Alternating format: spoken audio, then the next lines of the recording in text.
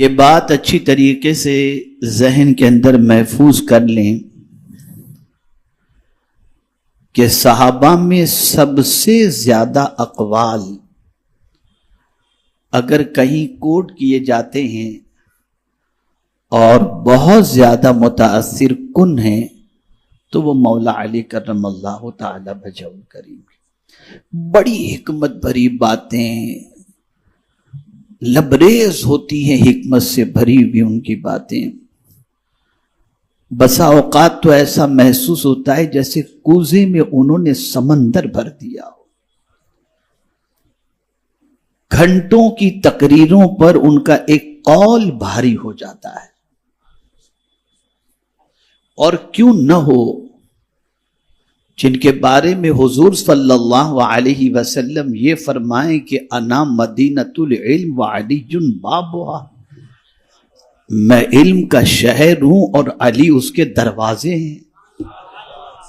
تو ظاہر سی بات ہے کہ ان کی بات بڑی پاورفل، بڑی مؤثر ہوا کرتی ہے۔ مولا علی کرم اللہ تعالی وجہ الکریم نے جو ارشاد فرمایا اسے سنیں، اور آج اگر ان باتوں کے حوالے سے خود مولا علی نے جو کہا ہے، جو بات انہوں نے فرمائی 5 نصیحتیں، ان 5 نصیحتوں کے متعلق خود مولا علی کا کیا کہنا ہے اسے سماعت فرمائیں۔ ارشاد فرماتے، لوگو میری 5 باتیں محفوظ کر لو، یعنی مجھ سے سن کر اسے یاد کر لو۔ 2 اور 2 اور 1، 2 2 4 اور 1 5 ہو گئی، یعنی یہ سب 3 قسم کی 5 باتیں ہیں، انہیں اچھی طرح یاد کر کے دل و دماغ میں محفوظ کر لو اور گرہ میں باندھ لو، بھولنا کبھی نہیں، بالکل گرہ میں باندھ لو، اسے کبھی فراموش نہ کرنا۔ اب وہ 5 باتیں کیا ہیں؟ میں تو اس کو جب پڑھا ہوں نا، میں آپ کو بتا نہیں سکتا کہ اس کی جامعیت اور گہرائی کو جب آدمی سوچنے لگے تو اس کو لگے کہ واقعی یہ 5 باتیں کتنی قیمتی ہیں۔ پہلی بات، خبردار، تم میں کا کوئی بھی فرد ہرگز نہ ڈرے مگر اپنے گناہ سے، یعنی گناہ کی پاداش سے ڈرے۔ اگر ڈرنا ہی ہے تمہیں تو ہم بیماری سے ڈرتے ہیں، روزی کی تنگی سے ڈرتے ہیں، ذلیل ہونے سے ڈرتے ہیں، خوار ہونے سے ڈرتے ہیں۔ مولا علی فرماتے ہیں ڈرنا ہو تو صرف اسی سے ڈرو کہ تم سے گناہ ہو گیا، اس گناہ سے ڈرو۔ اس لیے کہ قرآن مقدس میں اللہ عز و جل نے فرمایا من یعمل سوءا یجز بہ، جو برا کرے گا اس کا بدلہ اسے ملے گا۔ اور ظاہر سی بات ہے کسی چھوٹے کی بات نہ ماننا، اس پر اتنی بڑی سزا نہیں ہوتی۔ اس کو میں اگزامپل کے ذریعے، اللہ کی ذات ساری تمثیل سے پاک ہے لیکن مثال کے ذریعے سمجھاؤں۔ آپ نے اپنے بڑے بھائی کی بات نہیں مانی تو اس کی سزا لمیٹڈ ہوگی، لیکن باپ کی بات نہیں مانی تو پھر وہ سزا بدل جائے گی۔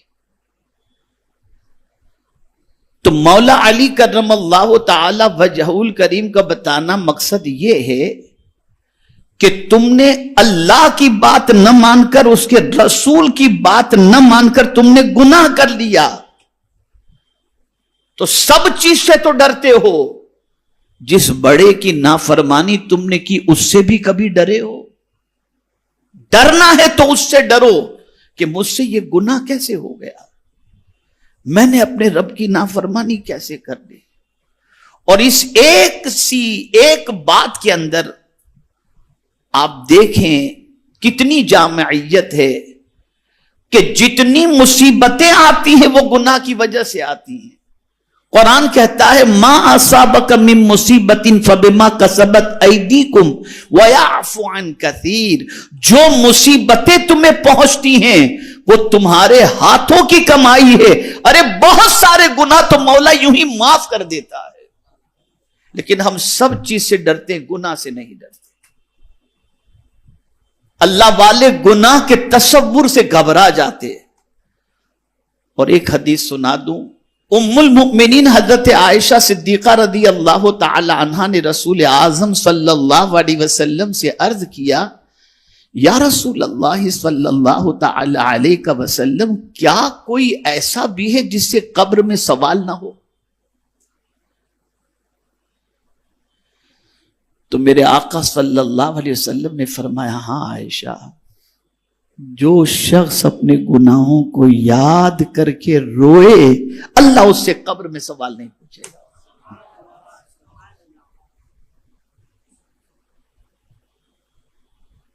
سب سے بڑی مصیبت گناہ ہے، اور جسے آج کے دور میں انسان مصیبت سمجھتا ہی نہیں ہے بلکہ گناہ میں ہی راحت تلاش کرتا ہے، جو سب سے بڑی مصیبت ہے، بلکہ مصیبت کی جڑ یہی ہے.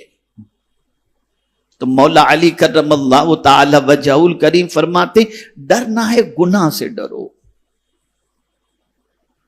اگر ہو گیا تو معافی مانگو، معافی مانگو، توبہ کرو اللہ کی بارگاہ کے اندر.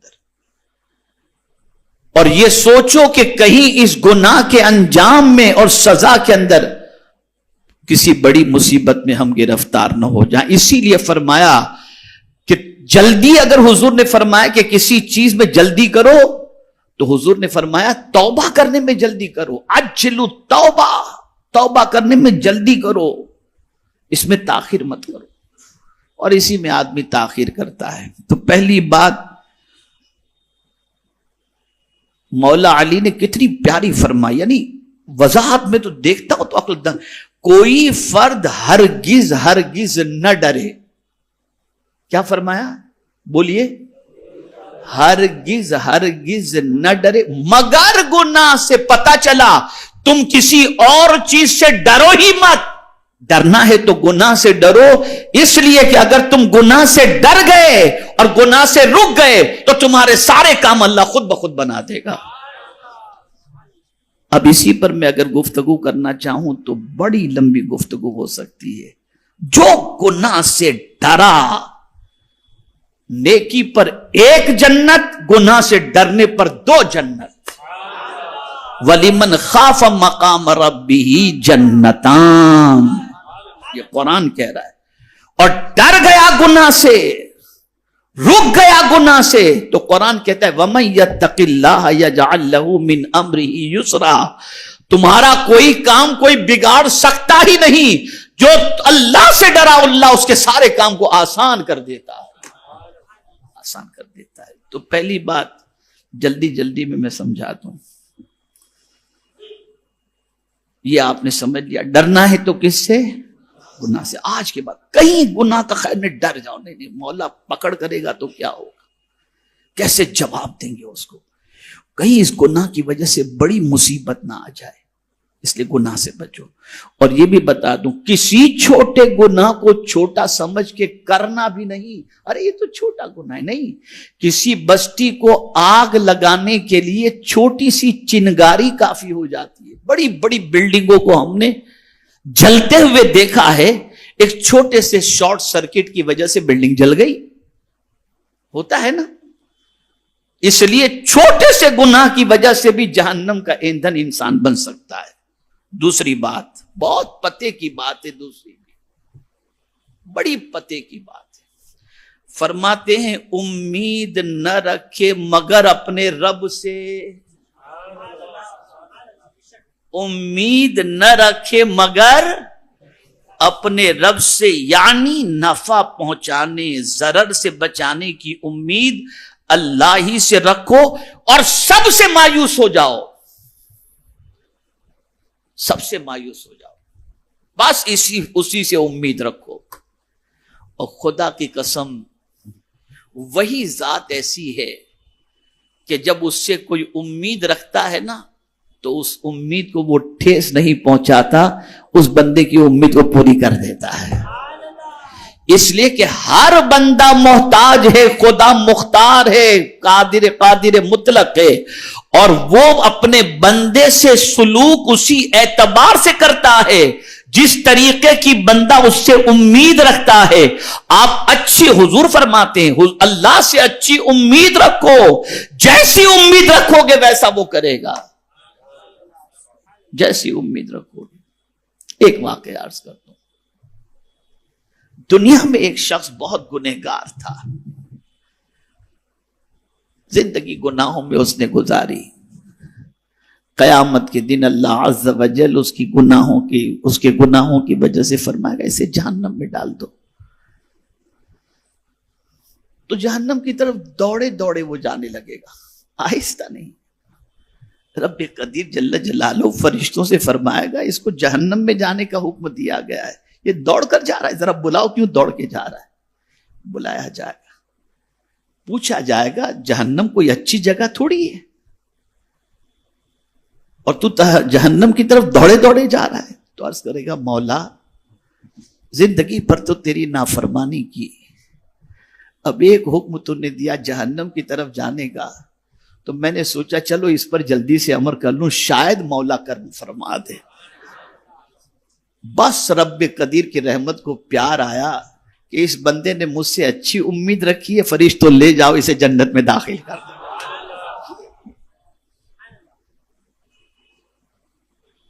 اس سے اچھی امید رکھو، اور امید حضور مفتی اعظم ہند علیہ رحمہ کہتے ہیں لا مطلوب الا اللہ، لا مقصود الا اللہ، لا معبود الا اللہ۔ یہ ہے،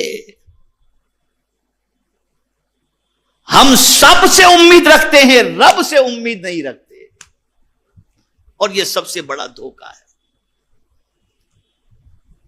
یہ سب سے بڑا دھوکہ ہے۔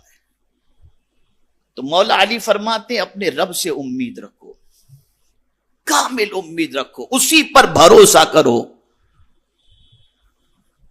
اور وہی فرماتا ہے کہ اگر میں پکڑنا چاہوں کوئی چھڑا نہیں سکتا، اور میں چھڑانا چاہوں تو کوئی پکڑ نہیں سکتا، یہ اس کی شان قدرت ہے۔ امید اسی سے رکھو۔ آج جو ہمیں تکلیف پہنچتی ہے نا وہ انسانوں سے امید رکھ کر، جتنی بھی تکلیفیں پہنچتی ہیں، یہ فلاں میرا بہت چاہنے والا ہے، بڑا لمبا لفافہ دے دے گا، اور بعد میں لفافہ آیا تو کھول کر دیکھے تو 200 روپے اس کے اندر تھے، کیا اس نے دے دیا۔ شادی کے موقع پر غریب آدمی ہے، سوچتا ہے کہ یہ آدمی میری اچھی مدد کرے گا، پتہ چلا اس نے کہا کہ بھائی ٹھیک ہے 2-5 ہزار روپے لے لینا، سارے ختم۔ لیکن رب سے اگر امید رکھے تو اس کے قبضے میں سب کچھ ہے۔ اور یہ جملہ زندگی پر یاد رکھنا، خاص طور پر ہمارے علماء جو یہاں بیٹھے، میں ان سے گزارش کرتا ہوں، دنیا کا انسان دے گا تو احسان جتائے گا، اور خدا دے گا تو کبھی احسان جتائے گا ہی نہیں۔ دنیا کے انسان سے مانگو وہ ناراض ہو جاتا ہے، اور خدا سے نہ مانگو تو وہ ناراض ہو جاتا ہے، اس لیے اس سے امید رکھو، اس سے امید رکھو۔ اب یہاں کوئی یہ کہہ سکتا ہے کہ انبیاء سے، حضور صلی اللہ علیہ وسلم سے کوئی امید نہ رکھی جائے، تو میں یہاں پر آپ سے عرض کروں اللہ عز و جل سے امید رکھنے سے متعلق یہی ہے کہ جن جن ذرائع سے اس نے تمناؤں کو پوری کرنے کے ذرائع رکھے ہیں ان سے بھی آپ طلب کرو کہ وہ عطا کرنے والے، اس لیے کہ حضور کے حوالے سے تو خود حضور صلی اللہ علیہ وسلم فرماتے ہیں انما انا قاسم واللہ یعطی، ارے بانٹنے والا تو میں ہی ہوں اور دینے والا تو خدا ہی ہے، تو جو کچھ میرے در سے ملے گا سمجھ لو وہ خدا کے یہاں سے آیا ہے تو ہی تمہیں ملے گا۔ تو حقیقی امید اللہ سے، اور اس نے جو دروازے رکھے ہیں ان دروازوں سے تعلق رکھو۔ یہ 2 چیزیں ہو گئیں۔ تیسری چیز یہ طلبہ کے لیے ہے، مستقبل میں آپ مسند افتاء پر بھی بیٹھیں گے، مسند تدریس پر بھی بیٹھیں گے، محراب اور منبر بھی سنبھالیں گے اور مصلی بھی سنبھالیں گے اور مائک بھی سنبھالیں گے، اور عوام کے سامنے جب جائیں گے تو مسائل پوچھیں گے، عوام مسائل پوچھیں گے۔ تو اب تیسری بات مولا علی کیا فرماتے، کون کہہ رہے ہیں؟ باب العلم کہہ رہے ہیں۔ کہتے ہیں تیسری بات، تم میں کا کوئی بے علم سیکھنے یعنی دینی یا دنیاوی ضروری معلومات حاصل کرنے میں شرم نہ کرے۔ یہ بات عوام کے لیے خاص طور پر ہے۔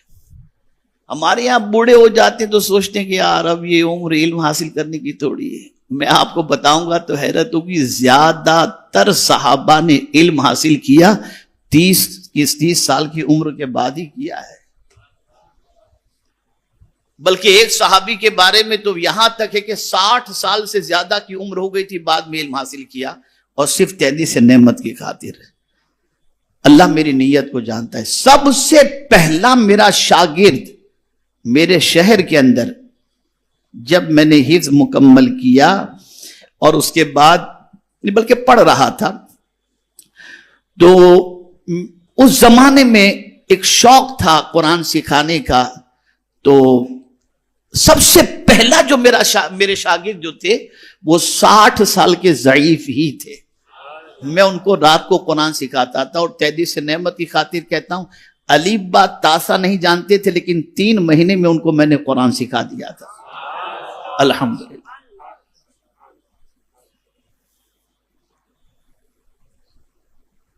تو بوڑھے بھی ہو جاؤ، علم حاصل کرنے میں شرماؤ نہیں۔ اور میرا یہ پیغام ہر بوڑھے کو ہے، بھیا واٹس ایپ چھوڑو، یوٹیوب چھوڑو، اور قرآن سیکھنے کے لیے تیار ہو جاؤ۔ ان قریب انشاءاللہ آپ کو میری طرف سے یعنی تحریک کی طرف سے خبر ملے گی کہ ہم ان کے لیے کیا انتظام کر رہے ہیں۔ تو علم حاصل کرنے میں نہ شرماؤ، اور جو شرما گیا وہ جنت کا راستہ بھول گیا۔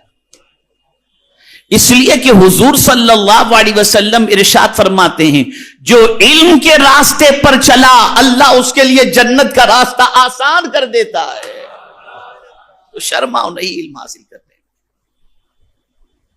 چوتھی چیز، ہاں اب یہ علماء کے لیے اور طلباء کے لیے، جس سے کوئی بات دریافت کی گئی اور وہ جانتا نہ ہو تو ٹوکم ٹاک نہ کرے کہ میں اگر نہیں بتاؤں گا تو میری عزت چلی جائے گی۔ نہیں، مولا علی فرماتے ہیں تو یہ کہنے میں شرم نہ کرے کہ مجھے معلوم نہیں۔ لا علمی ظاہر کرنے میں کسر شان یعنی انسلٹ نہ سمجھے، یہ نہ کہے، یہ نہ سوچے کہ میں کہوں گا مجھے نہیں معلوم تو میری عزت چلی جائے گی، نہ نہ۔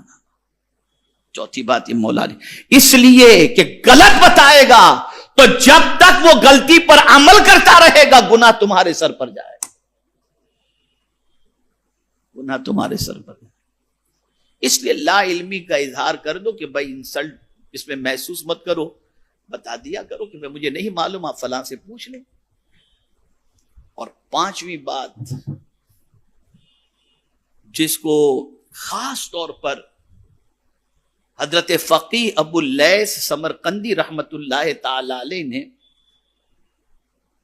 صبر کے باب کے اندر لا کر کے یہ واقعہ انہوں نے نقل کیا، یہ ارشادات نقل کیے، اور اس میں جو پانچویں بات جو مولا علی کرم اللہ تعالی وجہہ الکریم نے فرمائی ہے اسے سماعت فرمائیں اور پھر اپنی زندگی کے بارے میں ہم غور کریں۔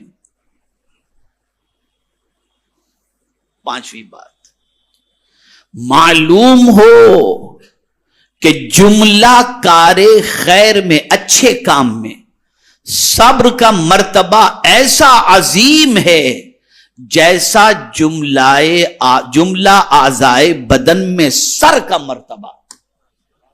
نیکی کے کام کے اندر صبر کا کتنا بڑا اجر ہے، سارے نیک کام جتنے بھی ہیں، توجہ چاہوں گا، جتنے بھی نیک کام ہیں ان سارے نیک کام کے اندر صبر کا مقام کیسا ہے؟ تو فرماتے پورے بدن میں جو سر کا مقام ہے وہی مقام ساری نیکیوں کے اندر صبر کا مقام۔ اب ایک آیت اس پر پیش کر دوں، قرآن کہتا ہے من جاء بالحسنۃ فلہ عشر امثالھا، ایک نیکی کا بدلہ 10 گنا عطا کیا جائے گا. لیکن حضور کہاں اس پر صبر کر سکتے تھے؟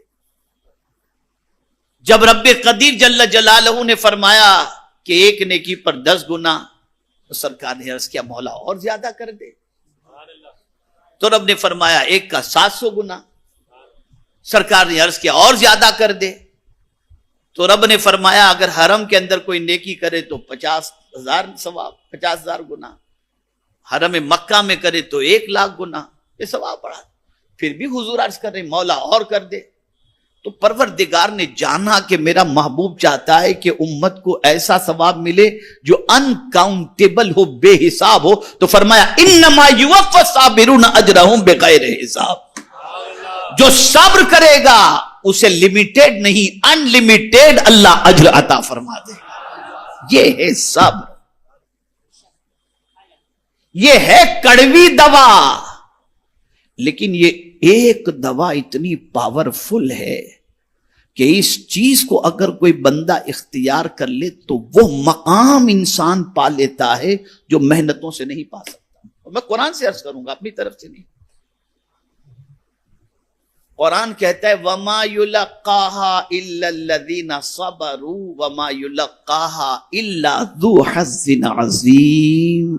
اللہ فرماتا ہے بڑے مرتبے والا یا تو صبر کر کے پہنچ جاتا ہے یا نصیب سے پہنچ جاتا ہے. صبر ایسی چیز ہے کہ انسان کو اتنی بلندی تک پہنچا دیتا ہے کہ اس بلندی تک آدمی دوسری چیزوں کے ذریعے پہنچ ہی نہیں سکتا. بس اب ایک آخری آیت عرض کر کے چونکہ مجھے جانا بھی ہے. صبر کتنی مولا علی کا فرمان آپ دیکھیں کیا تعبیر کی ہے، ان تشبیہ کیا دی ہے. امور خیر کے اندر صبر کا وہ مقام ہے، یعنی اچھے کاموں میں صبر کا وہ مقام ہے جو اعضائے بدن میں سر کا مقام. کہتے ہیں نا سر سلامت تو پگڑی 1000، کہتے ہیں نا. اور امام حسین نے ہاتھ نہیں دیا، سر دے دیا. جو سب سے اہم چیز تھی وہ قربان کر دی. سر داد نہ داد دست یزید. جو سب سے اہم چیز تھی جسم کے اندر وہی اللہ کے نام پہ انہوں نے دے دی. مولا علی کے فرمان سے سمجھ میں آتا ہے کہ اعضائے بدن کے اندر سر کا مقام کیا ہے. اور حسین نے کربلا میں یہ دے کے بتا دیا کہ صبر کے کتنے اونچے درجے پر وہ فائز تھے. بس ایک چیز میں بھی بہت کبھی کبھی اپنی قسمت پہ ناز کرتا ہوں جب یہ اطلاع آتی ہے یا میسج آتا ہے کہ حضور تاج المشائخ حضور سید امین ملت مدد اللہ العالی جو ہے مخدوم گرامی، وہ کبھی فون آ گیا اور سلام ان کا ہے تو میں پورا دن خوش رہتا ہوں کہ آج حضرت نے سلام کیا، آج حضرت کا میسج آ گیا. ہوتا ہے. کبھی حضور تاج الشریعہ علیہ رحمہ کو لے لیجئے، وہ تو پردہ فرما گئے. لیکن کبھی ان کی طرف سے، کبھی کسی بڑے شیخ کی طرف سے. اور اب تو ایسا ہو گیا ہے کہ لوگ جو ہے سنہری جالیوں کے سامنے پہنچتے ہیں، لو سلام پیش کر دو ویڈیو کر کے. یہ سب تو نہیں ہونا چاہیے، یہ سب نہیں ہونا چاہیے. وہاں جاؤ تو حضور میں ڈوب جاؤ. میں ابھی 3-4 روز پہلے اجمیر مقدس میں صندلی مسجد میں بیٹھا ہوا تھا. اب لوگ دیکھ کر کے میرے پاس آئے اور میری طرف رو کر کے بیٹھے. میں نے کہا یار کیا کر رہے ہو تم؟ بادشاہ کے دربار میں بھکاری سے مانگ رہے ہو؟ رخ اس طرف کرو. خواجہ صاحب سے میں بھی مانگنے آیا ہوں، تم بھی بھکاری ہو. یہاں کوئی بڑا نہیں، یہاں صرف خواجہ صاحب بڑے ہیں. تو حضور کے دربار میں جاؤ حاضری کے لیے، کون ادھر ہے کون ادھر ہے کچھ بھی نہیں، حضور ہی حضور ہے بس. اور اسی کو اعلیٰ حضرت کہتے ہیں کہ ایسا گما دے ان کی ولا میں خدا ہمیں ڈھونڈا کریں پر اپنی خبر کو خبر نہ ہو. اپنا بھی پتا نہ ہو حضور کی بارگاہ میں جانے کے بعد. تو عرض یہ کر رہا تھا کوئی بڑا سلام پیش کر دے ہم خوش ہو جاتے ہیں. کوئی وہاں جا کر کے کہہ دے کہ میں نے آپ کا سلام حضور کی بارگاہ میں پیش کیا ہے تو اور خوش ہو جائے. مجھے کربلا سے میرے ایک چاہنے والے ہیں، وہیں رہتے ہیں کربلا میں. تو جب بھی ہفتے میں 2 ہفتے میں وہاں جاتے ہیں تو مجھے ویڈیو کال کر کے بتاتے ہیں حضرت کا امام عالی مقام کا مزار، حضرت سلام پیش کرتے ہیں۔ غوث پاک رضی اللہ تعالیٰ عنہ کے مزار مقدس کے جو خادم ہیں، کبھی ان سے بھی رابطہ ہوتا ہے تو وہ بھی کہتے ہیں چلے حضرت کی بارگاہ میں، غوث پاک کی بارگاہ میں سلام پیش کر دیں۔ شیخ احمد کبیر رفاعی رحمت اللہ تعالیٰ علیہ کے وہاں کے جو خادم ہیں، ان سے بھی کبھی ان کا تو ویڈیو آتا ہی رہتا ہے، ویڈیو کال کرتے ہی رہتے ہیں اور سلام پیش کرواتے ہیں، تو کتنی خوشی ہوتی ہے۔ لیکن اللہ کیا فرماتا ہے، جب جنت میں جانا ہوگا نا تو جنتی کو کون سلام کرے گا؟ فرشتے کریں گے۔ کس چیز کے عوض میں؟ نماز، روزہ، حج، زکات۔ قرآن کہتا ہے فرشتے کہیں گے سلام علیکم بما صبرتم،